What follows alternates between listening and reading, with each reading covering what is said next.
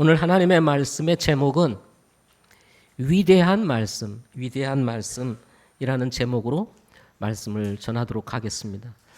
오늘은 목자대학 개강 예배입니다. 이제 하반기 사역을 시작하면서 이제 목자대학을 이제 개강을 하게 됩니다. 그래서 개강에 맞춰서 말씀을 전하도록 하겠습니다. 알코올 중독자 남편을 둔 아내가 있었다고 합니다. 알코올 중독자 남편을 두었으니 아내는 그야말로 심각한 갈등과 고통 그리고 고민의 연속 속에서 하루하루를 살아갔을 것이라고 예상이 됩니다. 살까 말까 고민을 많이 하면서 하루를 지나가는 중에 가까운 지인 중에 한 분이 이 아내에게 성경책 한 권을 건네주면서 이 성경을 읽어보라고 이렇게 권했다고 합니다. 힘들고 지친 이 아내는 의지할 곳이 없었던 터라 지인의 뜻을 따라서 그래 성경 한번 읽어보자. 전혀 신앙생활을 하지 않았던 분으로서 쉬운 일은 아니었지만 성경을 읽기 시작했다고 합니다. 성경을 읽으면서 이 아내는 크게 위로를 얻었다고 합니다. 아마도 시편이나 마태복음, 요한복음 이 정도의 성경을 읽지 않았을까 이런 생각이 듭니다. 시편을 읽으면 여러분 정말 위로가 넘치잖아요, 그죠? 고난과 환난 속에서 정말 하나님 앞에 도움을 구하고 도우시는 하나님을 만나는 그런 장면들을 시편을 통해서 만나게 되면 얼마나 우리가 큰 위로를 얻습니까? 또 우리 마태복음을 읽다 보면 산상수훈에 도달하게 되면 심령이 가난한 자는 복이 있나니 하면서 쭉 팔복에 대한 이야기를 하면 믿는 사람이나 믿지 않는 사람이나 위로가 되지 않습니까? 어쨌든 이 아내가 정말 알코올 중독자 남편을 두고 살면서 너무 힘들고 어렵고 지쳐 있었는데 이 성경을 통해서 위로를 받고 내가 예수님을 믿어야 되겠구나 생각을 하고 이제 교회를 출석하면서 예수님 믿고 구원을 받게 되었다고 합니다. 이 구원을 받고 나니 이 아내 마음속에 정말 이 세상에 소중한 것이 뭘까? 여러분 뭘 것 같아요? 구원받고 나니까. 성경이겠죠. 성경이 자신을 변화시켜 주셨으니까. 그래서 이 아내는 그부터 이 성경을 보물과 같이 여겼다고 합니다. 성경만 봐도 그냥 마음이 짠하고 찌릿하고 말이죠. 보고 싶은 마음이 이 아내 마음속에 늘 있었던 것입니다. 갑자기 아내가 예수님을 믿고 변화가 되자 이 알코올 중독자인 남편이 요거 봐라 하는 생각이 들게 된 겁니다. 그래서 어느 날 술을 한 잔 딱 걸치고 만취한 상태에 집에 들어와서 보니 아내가 또 성경을 읽고 있는 거예요. 그래서 그 성경을 빼앗아가지고 난로에다가 던졌다고 합니다. 던져버리고는 이렇게 말했다고 합니다. 보자, 내 성경이 뭐가 될지 보자, 내 성경이 뭐가 될지 하고 이 성경을 빼앗아 난로에 던져버린 거예요. 불이 타고 있는 난로에 던져버린 이 성경이 어떻게 되었을까요? 난로 속에서 홀홀 탔을 것입니다. 다음 날 아침 이 남편은 남은 죄를 난로 속에 있는 남은 죄를 치우다가 타다 남은 성경이 거기에 있는 것을 보게 되었습니다. 여러분 이 성경책이라는 게 워낙 두꺼워서요. 그냥 던져 놓으면 이게 잘 안 탑니다. 겉으로는 막 타는 것 같아도 이게 잘 안 타요. 이게 워낙 두꺼워가지고. 그러다 보니까 타다 남은 죄 가운데에서 이 안 탄 부분이 나온 거예요. 그래서 우연하게 이 남편이 이 죄를 치우면서 이 타지 않은 이 그 성경 부분을 싹 들쳤는데 갑자기 이 남편의 눈에 탁 들어오는 구절이 한 구절이 있었던 것입니다. 그게 마태복음 24장 35절이라는 말씀이었습니다. 이 말씀에 딱 열려서 이 남편의 눈에 딱 들어오는데 그 구절이 어떤 구절이냐면 하늘과 땅은 없어지겠으나 내 말은 없어지지 아니하리라. 하늘과 땅은 없어지겠으나 내 말은 없어지지 아니하리라. 뭐라고요? 보자, 내 성경이 뭐가 되나? 뭐가 될지 보자. 그래서 다 타문 것 같은데 이게 그냥 이 남편의 눈에 딱 들어오는 순간 충격을 먹은 것입니다. 하늘과 땅은 없어지겠으나 내 말은 없어지지 않으리라. 하늘과 땅은 없어지겠으나 내 말은 없어지지 아니하리라. 하나님의 말씀 불에 태워진다고 없어지냐? 안 없어진다 하고 눈에 딱 들어오는 거예요. 이 충격을 딱 받은 남편의 마음속에 계속 이 구절이 이 남편을 붙드는 겁니다. 그러면서 뭔가 자신이 행하는 이 행동들에 대한 죄책감이 그에게 밀려오면서 견딜 수가 없게 되었습니다. 자려고 해도 하늘과 땅은 없어지겠으나 내 말은 없어지지 아니. 걸어가도 하늘과 땅은 없어지겠으나 내 말은 없어지지 아니하리라. 뭘 해도 이게 자꾸 하는 거예요. 그래서 이 순간 죄책감을 느낀 이 남편이 이게 안 되겠다. 나도 예수를 믿어야 되겠다 하고 이 남편도 예수님을 믿고 구원을 받았다고 합니다. 이 하나님의 말씀이 가지고 있는 능력인 것입니다. 히브리서 4장 12절 말씀에 보면 하나님의 말씀은 살아있고 권능이 있으며 양날 달린 어떤 검보다도 예리하여 혼과 영과 및 관절과 골수를 찔러 둘러 나누기까지 하고 또 마음의 생각과 의도를 분별하시는 분이시니 라고 말씀하셨습니다. 하나님의 말씀은요 살아있고 권능이 있다고 했습니다. 우리가 볼 때는 그냥 글자처럼 보이고 활자처럼 보이지만 이 말씀 구절 속에는 살아있는 하나님의 능력이 숨겨져 있다는 것입니다. 이 말씀을 보는 순간, 듣는 순간 우리 마음속에서 역사함으로 이 알코올 중독자였던 이 남편을 변화시키는 놀라운 역사가 일어나게 되었던 것입니다. 사람들은 종종 하나님을 믿는 사람이거나 예수님을 믿는 사람들에게 하나님이 무슨 세상을 창조하셨냐? 야, 하나님이 무슨 세상을 창조하셔? 봤어? 이렇게 얘기를 합니다. 여러분 보셨어요? 아니 왜 목사님이 저런 질문을 우리한테 하나 하고 저를 이상한 눈으로 쳐다보네요. 예, 보셨습니까? 홍해의 길을 내서 이스라엘 백성들이 건너가게 해? 그게 말이나 되는 얘기야? 하고 의문을 던집니다. 죽은 자를 살려? 아니 이게 말이나 되는 얘기냐? 이게 상식적으로 맞아? 죽은 자를 살리는 거 봤어? 죽은 자가 살아난 거 봤어? 여러분 뭐라고 대답하겠어요? 나는 믿어. 뭘 어떻게 믿어요? 예? 그러니까 안 믿는 사람들의 입장에서는 뭐야? 완전히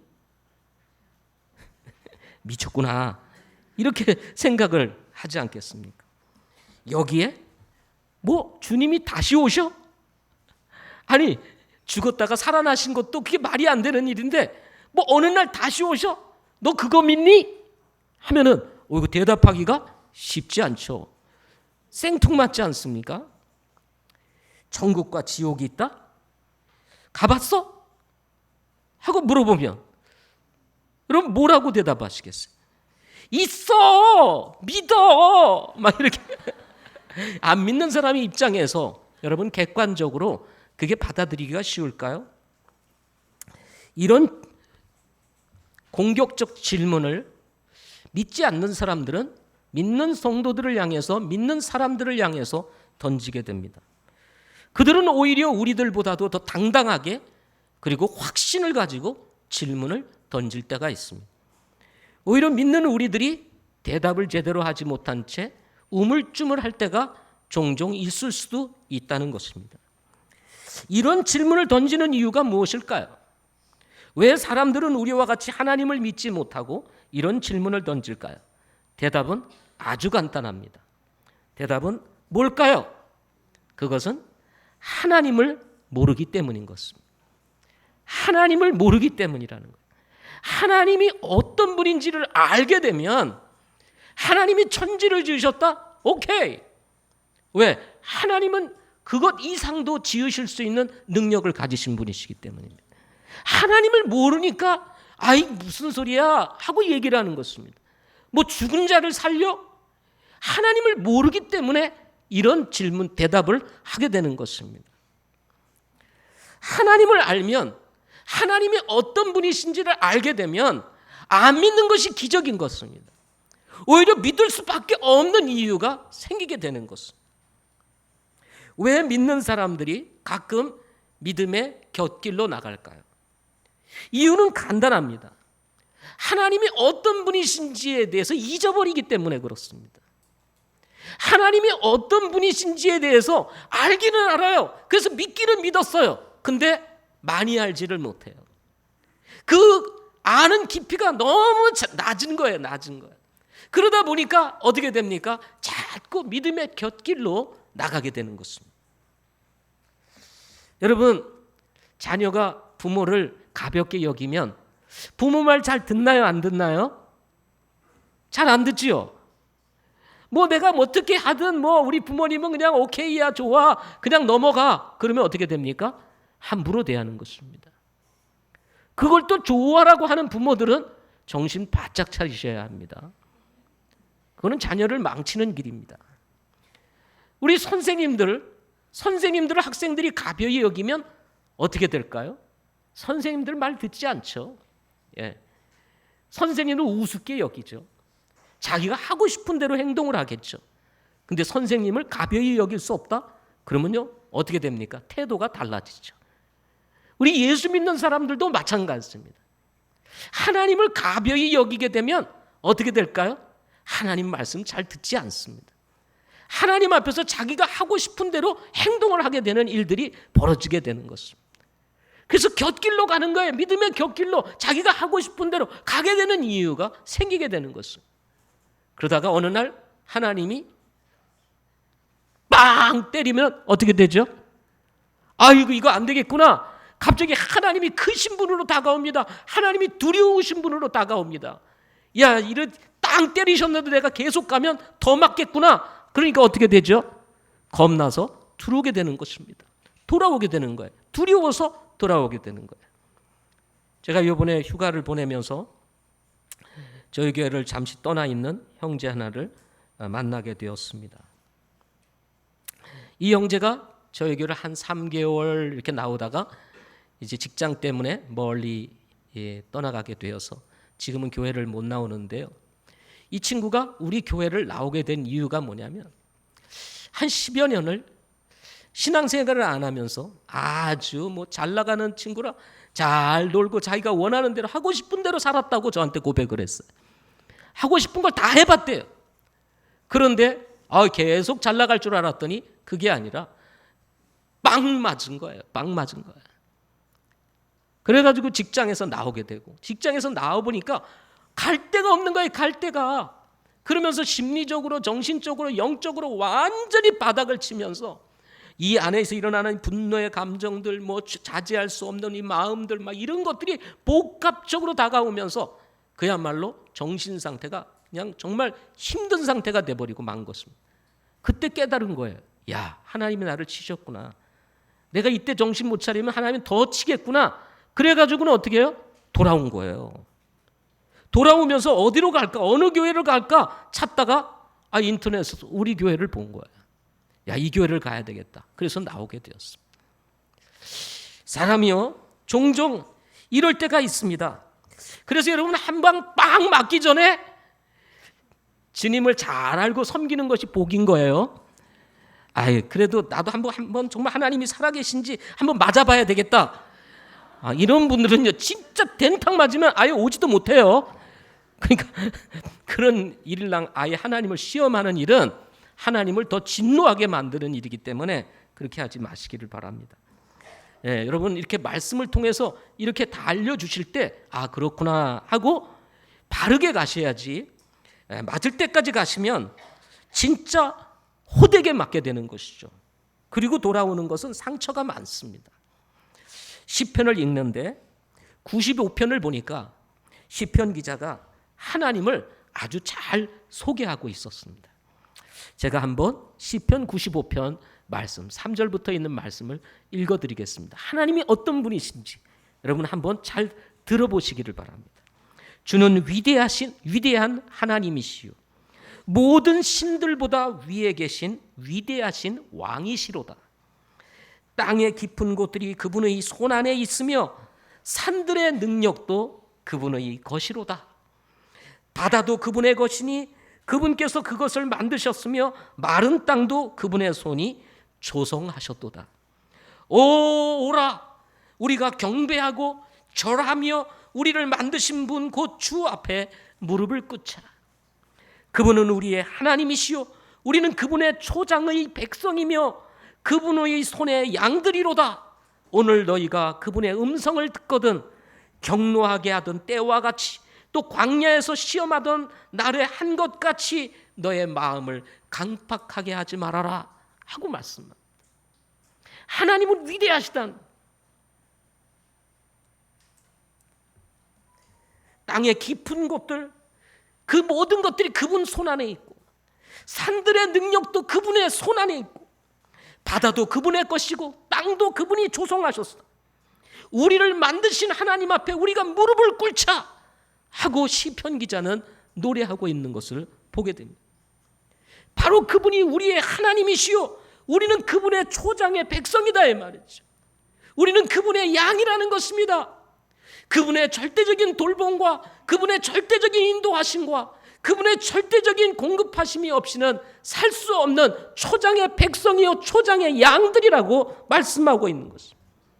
따라서 그분의 음성을 듣거든 경노하던 때 이스라엘 백성들이 광야에서 하나님을 경노하게 만들고 그 난리를 치고 그 하나님의 놀라운 은혜가 있음에도 불구하고 마음을 강팍하게 함으로 인해서 이스라엘 백성에게 닥쳤던 그 진노 그 분노로 인해서 이스라엘 백성들이 얼마나 많은 고난을 당하셨습니까? 그때와 같이 마음을 강팍하게 하지 말아라 하고 말씀하고 있습니다. 우리가 신앙생활을 하다가 보면 종종 이 위대하신 하나님을 잊어버리고 이스라엘 백성처럼 마음을 굳게 닫고 강팍하게 함으로 말미암아 우상을 섬기거나 자기의 소위에 좋은 대로 행함으로 인해서 하나님 앞에 징계를 받는 이런 일들이 우리들에게 있지 않습니까? 그러므로 그렇게 하지 말아라 하고 우리 시편 기자가 자신이 경험한 이 위대하신 하나님을 두고 말씀을 하고 있는 것입니다. 이런 말씀을 우리는 읽다가 보면 어떤 분에게는 이 영적인 감동으로 확 다가오게 되고 그렇지 우리 하나님은 위대하신 분이야 그분은 나의 하나님이야 하고 마음을 새롭게 하시는 분들이 있는가 하면 여전히 이 아무리 좋은 말씀을 읽어도 이 감이 오지 않는 경우도 있습니다. 왜 그럴까요? 왜 하나님의 이 기가 막힌 메시지들을 읽으면서도 왜 영적인 감이 오지를 않을까요? 그 이유를 가만히 들여다보면 간단합니다. 하나님이 보이지를 않기 때문에 그렇습니다. 하나님이 딱 나타나서 막 빛 가운데 막 번쩍번쩍 막 하면서 뭔가 천사들이 옆에서 막 날개를 치며 막 이러면 나타나가지고 여러분의 이름을 부르면서 박모야 막 이러면 어떻게 되겠어요? 아무 반응들이 없으세요? 문제는 하나님이 보이지 아니하시는 것입니다. 눈에 보이면 확 믿을 텐데 보이지 않으시니 막연하다는 이런 생각들이 여러분의 마음을 잡고 있을 수가 있습니다. 그래서 이단들이 자꾸 보이는 하나님을 만드는 거예요. 이분이 하나님이다. 그러니까 사람들이 그래 그렇잖아 나는 보이는 하나님을 좀 찾고 있었는데 논리적으로 싹 해서 보이지 않는 하나님을 보이지 않는 하나님을 보이는 하나님으로 만들어 놓으니까 그게 가짜인지도 모르고 확 믿어버리고 자신의 인생과 삶을 바치는 이런 어리석은 일들이 지금 우리나라에서 펼쳐지고 있는 것입니다. 그러나 우리는 오늘 말씀을 주목해야 합니다. 오늘 말씀. 오늘 본문 말씀 다시 한번 읽어드리겠습니다. 처음에 말씀이 계셨고 말씀이 하나님과 함께 계셨으며 말씀이 하나님이셨더라. 처음에 말씀이 계셨고 말씀이 하나님과 함께 계셨으며 말씀이 하나님이셨더라. 그 말씀이 하나님이시라는 것입니다. 말씀이 하나님이시라는 것입니다. 우리는 여기서 놀라운 비밀을 발견할 수가 있습니다. 그게 뭐냐면 하나님의 실체는 눈으로 볼 수 없지만 볼 수 없으신 하나님, 그 볼 수 없으신 하나님, 그 실체를 볼 수 없는 그 하나님, 그 하나님을 하나님께서 이 말씀을 통해서 보게 하신다. 이런 말씀인 것입니다. 우리는 이 말씀을 통해서 보이지 아니하시는 그 하나님의 실체를 만날 수 있고 볼 수 있고 느낄 수 있고 경험할 수 있도록 하나님께서 우리에게 기록된 말씀을 주셨다는 것입니다. 하나님이 어떤 분이신지, 하나님은 어떤 성품을 가지셨는지, 하나님은 어떤 능력을 가지고 계신지, 하나님께서 어떤 일을 하시는지, 또 하나님이 좋아하시는 것은 무엇인지, 싫어하시는 것은 무엇인지, 또 하나님은 우리를 어떻게 사랑하시는지, 우리를 어떻게 구원하시는지, 우리의 미래에 대해서 하나님은 어떤 계획을 가지고 계시는지 하나하나를 쫙 펼쳐놓고 기록한 것이 뭐냐면 바로 하나님의 말씀인 것입니다.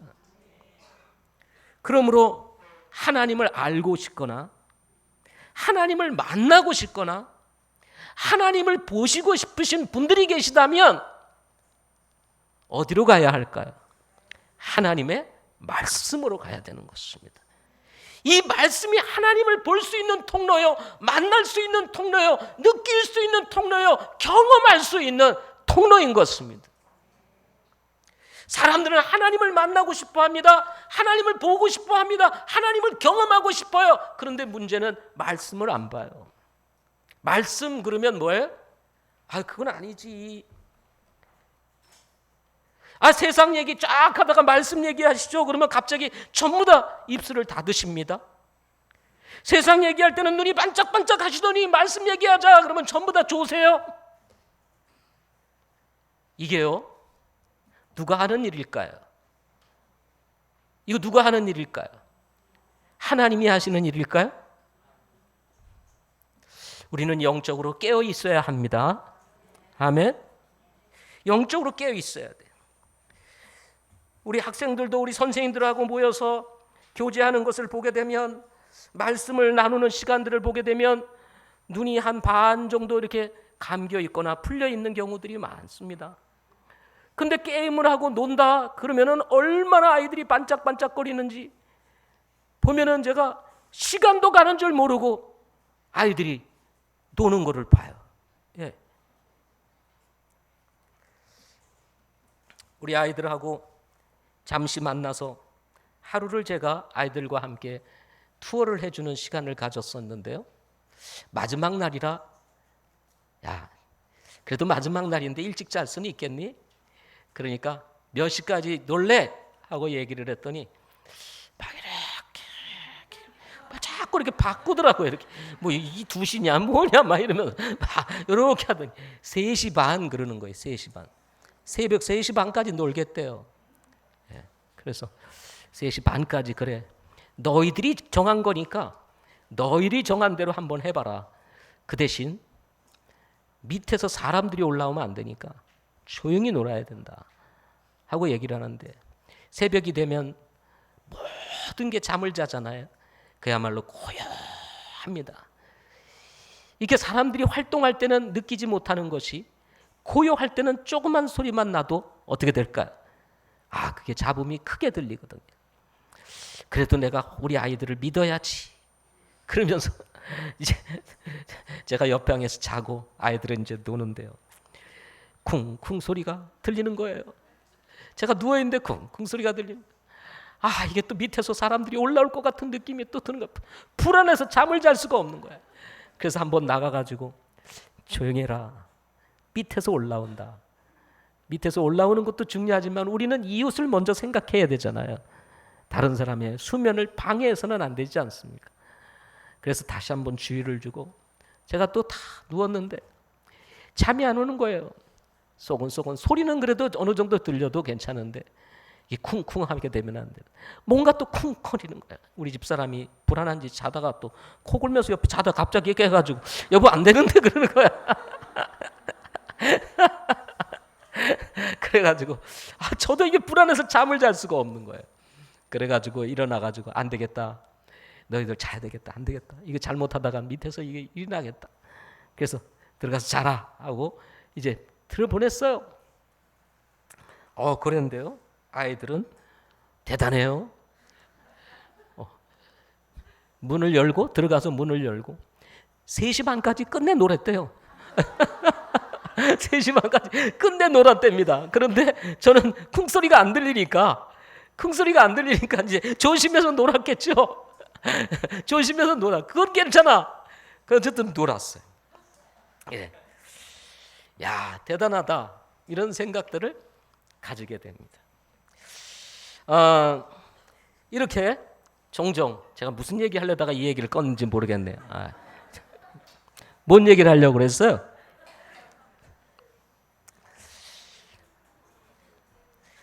종종 우리가 신앙생활을 하다가 보면 하나님을 가벼이 여기거나 무시하기 때문에 고개와 같은 신앙생활을 할 때가 있습니다.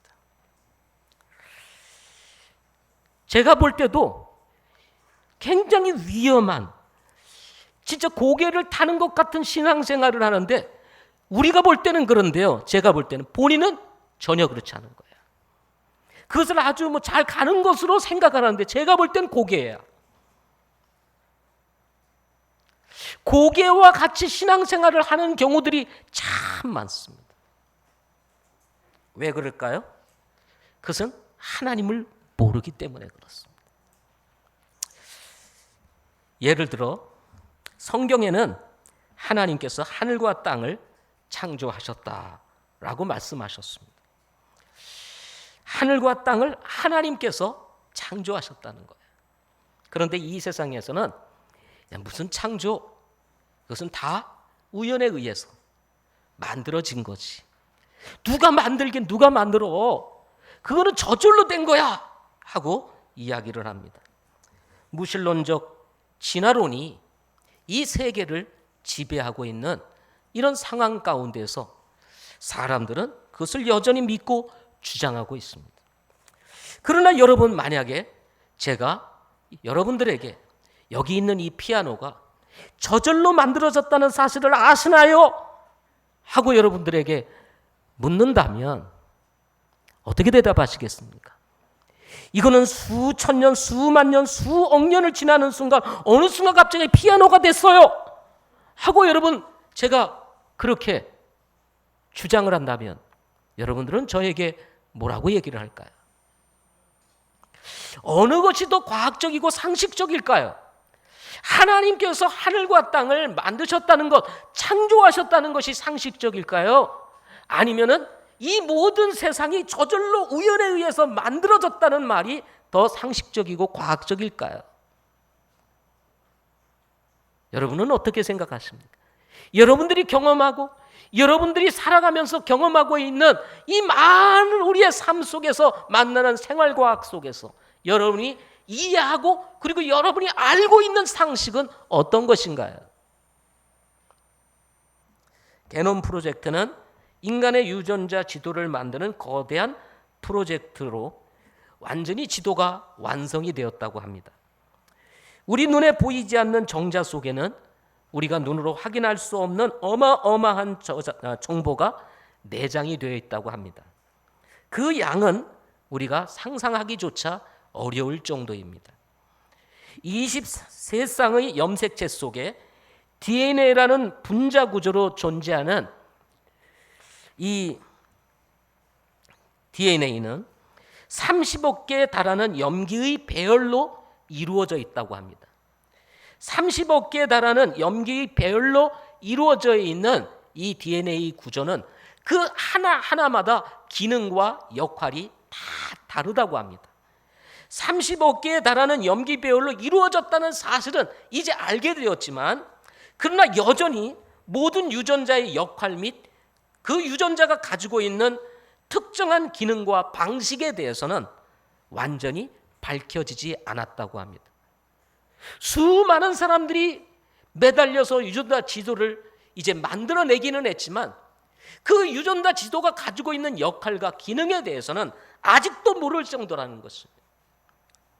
사람이 먹고 마시고 생각하고 판단하고 행동하는 하나하나의 양식이 우연에 의해서 이루어지는 것이 아니라 정확한 정보와 그 기능에 의해서 이루어진다는 사실을 게놈 프로젝트를 통해서 우리는 알게 된 것입니다. 이것이 어쩌다 보니까 만들어졌거나 이것이 어쩌다 보니까 된 것이라고 말하기에는 너무나 많은 정보들이 분명하고 확실하게 들어있다는 것입니다. 이 정보 가운데 하나만 잘못돼도 우리는 정상적인 사람으로 태어나지를 못합니다. 하나만 잘못돼도 정상적인 사람으로 태어나지를 못해. 이 DNA 구조 속에 있는 완벽한 정보가 완전하게 이루어졌을 때 나와 여러분이 이렇게 출력이 된 거예요. 출력이. 예. 어쩌다가 만들어졌다는 말과 누군가에 의해서 정확한 정보에 의해서 우리가 만들어졌다는 말, 어느 것이 더 상식적이고 어느 것이 더 과학적일까요? 그럼에도 불구하고 과학을 포장한 우연론에 무게를 두려고 하는 이유는 무엇일까요? 그것은 간단합니다.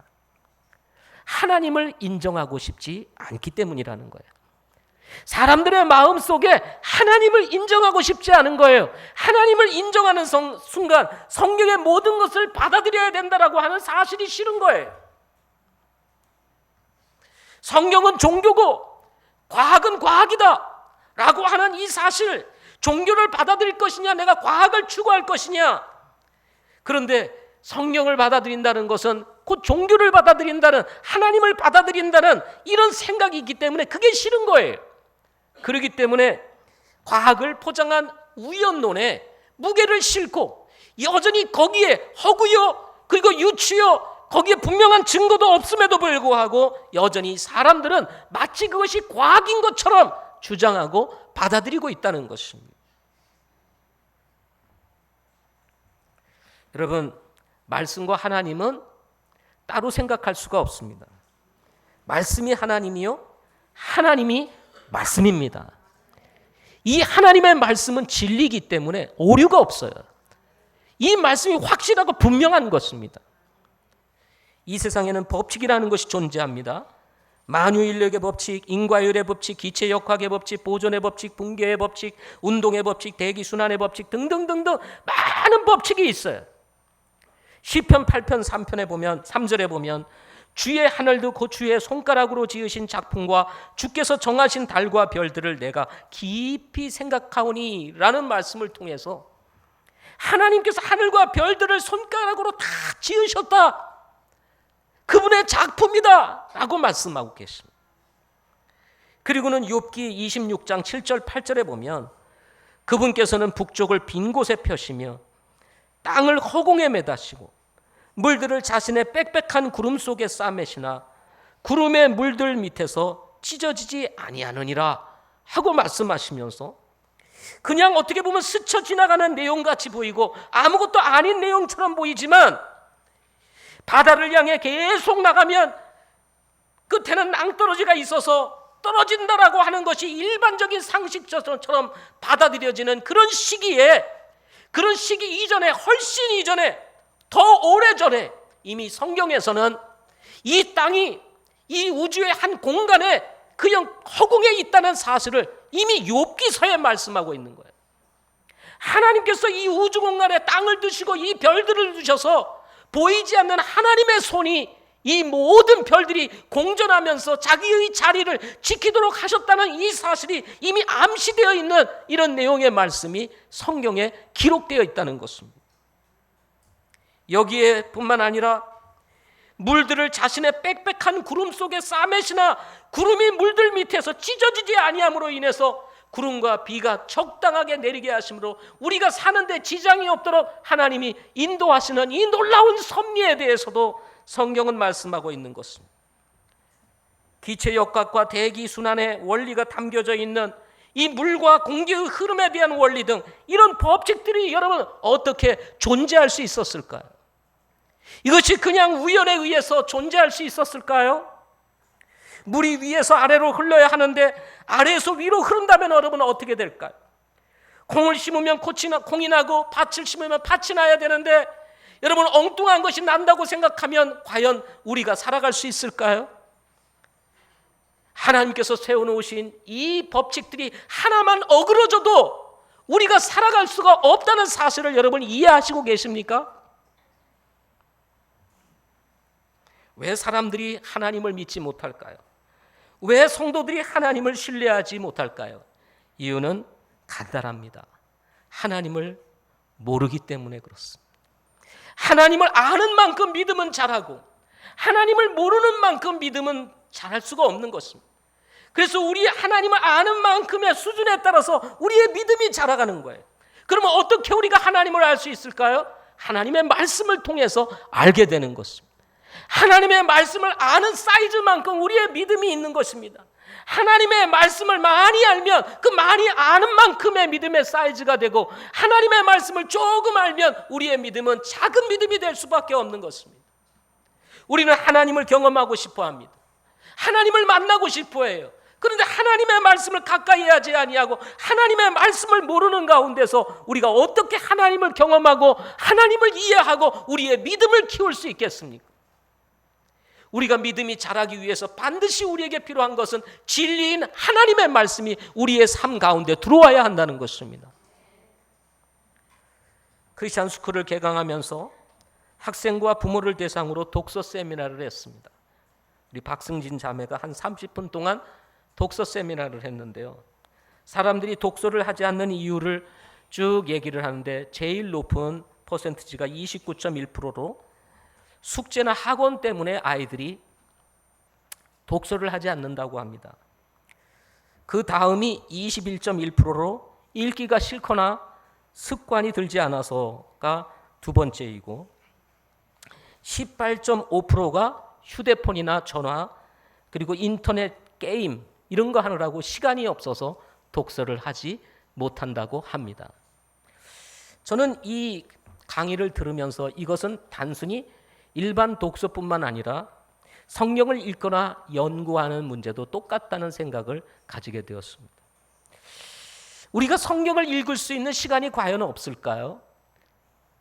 아마 있을 겁니다. 그럼에도 불구하고 읽지 않는 것은 먹고 살기가 바빠서요.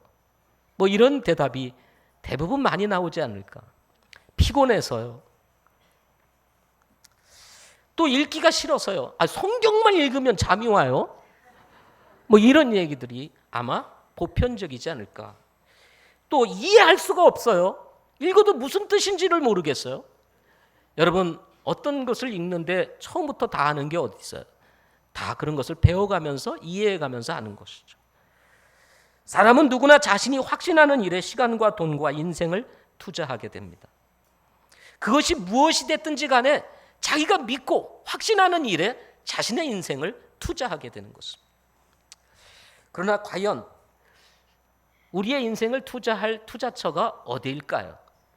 여러분, 무엇에 여러분의 인생을 투자하고 있습니까? 자칫 잘못하면 우리가 쌓아놨던 모든 것들이 한순간 무너질 수가 있습니다. 잠언 19장 21절 말씀에 보면 이런 말씀이 있습니다. 사람의 마음에 많은 계획이 있을지라도 주의 뜻 그것만 서리라 하는 말씀입니다. 사람의 마음에 많은 계획이 있을지라도 주의 뜻 그것만 서리라. 우리가 생각할 때는 내 계획이 세워진 것 같고 이루어진 것 같고 내 꿈이 이루어진 것 같지만 그것이 주님의 뜻과 상관이 없으면 어느 순간 그것은 다 무너지고 소멸돼 버리고 말 것이라는 것입니다. 그러나 주님의 뜻 가운데서 이루었던 것들은 아무것도 아닌 것처럼 보이지만 어느 날 주님 앞에서 그것이 영광된 것으로 우리에게 돌아올 수 있다는 사실을 우리는 기억해야 하는 것입니다. 그러므로 잠언 말씀을 통해서 솔로몬은 우리에게 이렇게 말하는 것입니다. 사람의 마음에 많은 계획이 있을지라도 주의 뜻 그것만 서리라. 잠언 29장 18절 말씀해 보면 환상 계시가 없는 곳에서는 백성이 망하거니와 법을 지키는 자는 행복하니라 라고 말씀하셨는데, 여기서 환상 계시가 무엇입니까? 말씀인 것입니다. 말씀. 영어에서는 비전이라고 되어 있는데요, 이 비전은 말씀이에요. 말씀이 없는 곳에서는 백성이 망하거니와 말씀을 지키는 자는 행복하니라. 삶에서 하나님의 말씀이 빠지면 망하지만은 그 삶에 하나님의 말씀이 거하고 그 하나님의 말씀이 우리의 삶을 지배하고 그 하나님의 말씀이 나를 움직이고 그 하나님의 말씀이 나를 붙들게 되면 우리 인생이 행복해진다고 말씀하고 있는 것입니다. 이사야서 5장 24절에 보면 그러므로 불이 지푸라기를 삼키는 것 같이 불꽃이 겨를 태우는 것 같이 그들의 뿌리가 썩고 그들의 꽃이 먼지처럼 날리리니 이는 그들이 만군의 주의 법을 버리고 이스라엘의 거룩하신 이의 말씀을 멸시하였기 때문이라 하고 말씀하셨습니다. 이 말씀을 통해서 우리가 배우는 진리가 뭡니까? 하나님께서 사랑하는 이스라엘 백성들이라 할지라도 하나님의 말씀을 버리고 하나님의 말씀을 멸시하게 되면 불이 지푸라기를 삼키는 것 같이 삼켜지게 되겠다고 말씀하는 것입니다. 불꽃이 겨울을 태우는 것 같이 태워버리겠다고 말하는 겁니다.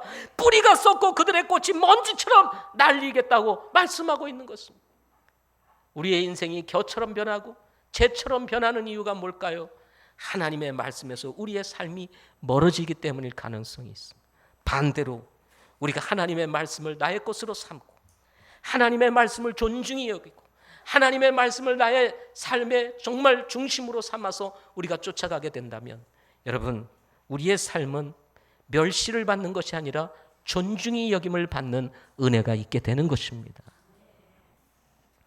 사람이 빵으로만 살 것이 아니요 하나님의 입에서 나오는 모든 말씀으로 살 것이니라. 아멘. 여러분, 하나님의 말씀이 여러분의 진정한 양식이 되시기를 바랍니다. 이 말씀을 통해서 하나님께서 세상을 지으신 것을 우리가 믿게 되었고 이 말씀을 통해서 예수 그리스도께서 나와 여러분을 위해서 이 세상에 오셨다는 사실을 알게 되었고 우리는 이 말씀을 통해서 그분이 나의 구원자요 나의 주님이시요 나의 구세주라는 사실을 믿고 우리는 구원을 받게 된 것입니다.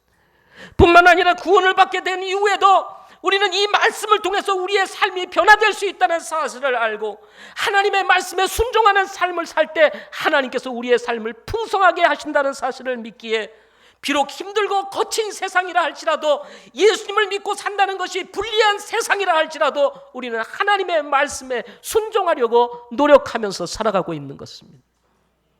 세상에 소망이 없고 때로 사는 것 자체가 수고와 슬픔뿐이지만 그럼에도 불구하고 우리가 믿음의 길 가며 우리가 정말 이 땅에서 소망을 갖고 고난 속에서도 기뻐하며 정말 어려움 속에서도 찬송을 하며 우리가 살아가는 것은 바로 하나님의 말씀을 통해서 우리에게 진정한 소망이 있음을 보여주고 있기 때문에 그런 것입니다.